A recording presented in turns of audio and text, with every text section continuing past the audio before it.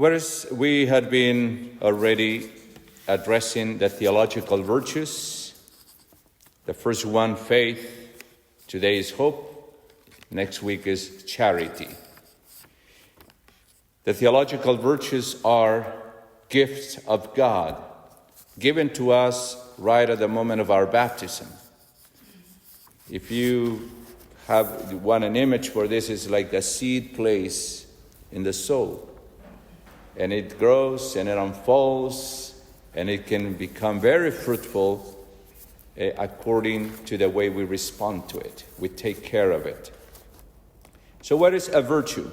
A virtue is a habitual and firm disposition to do the good.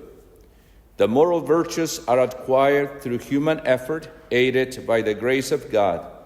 The theological virtues are gifts of God. The theological virtues of faith, hope, and charity precede and make possible the development of the cardinal virtues. There are four, and from them kind of flows every other virtue: temperance, justice, prudence, and fortitude. We will as well talk about them later. So let's look at hope. The virtue of hope is the theological virtue that enables one to desire God above all things and to trust Him for personal salvation. The symbol for hope is an anchor, like the anchor on a ship, because hope anchors us in God.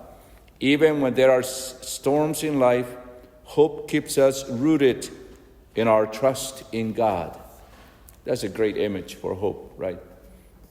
Hope is not like, I hope the weather is better tomorrow. That's not the virtue of hope, right? That's something we like to happen tomorrow. Hope is, I'm in the middle of this storm. Everything seems to be against what God has said to me He will do for me, but I hope in His word because He is truth.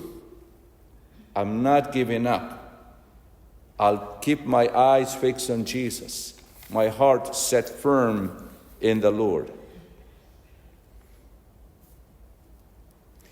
Even when there are storms in life, hope keeps us rooted in our trust in God.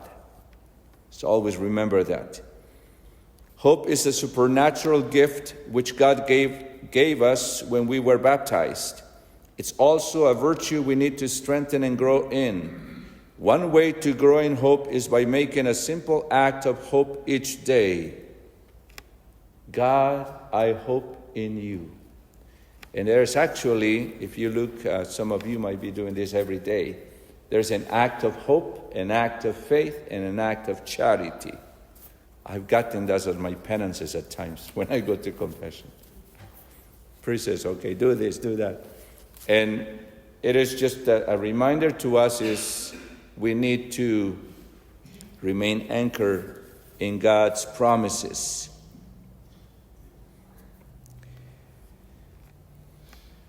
The virtue of hope is the virtue of a beloved child who confidently trusts in God's love.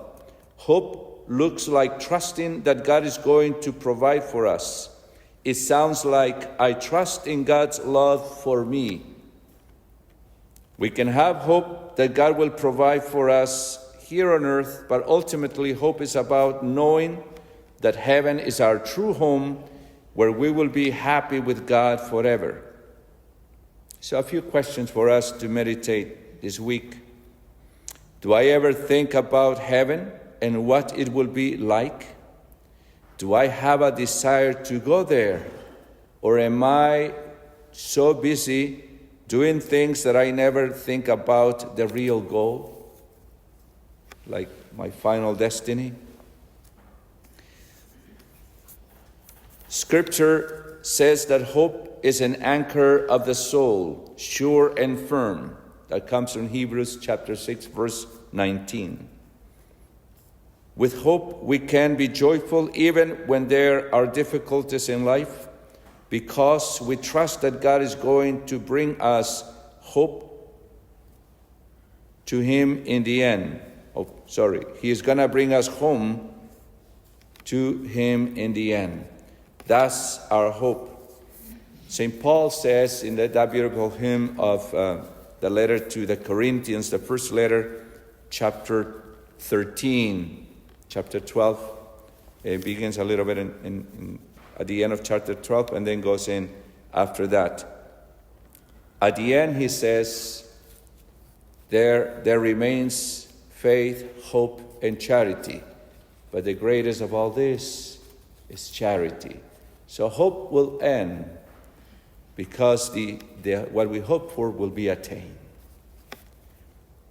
What are sins against hope? Despair and presumption. These are sins against hope.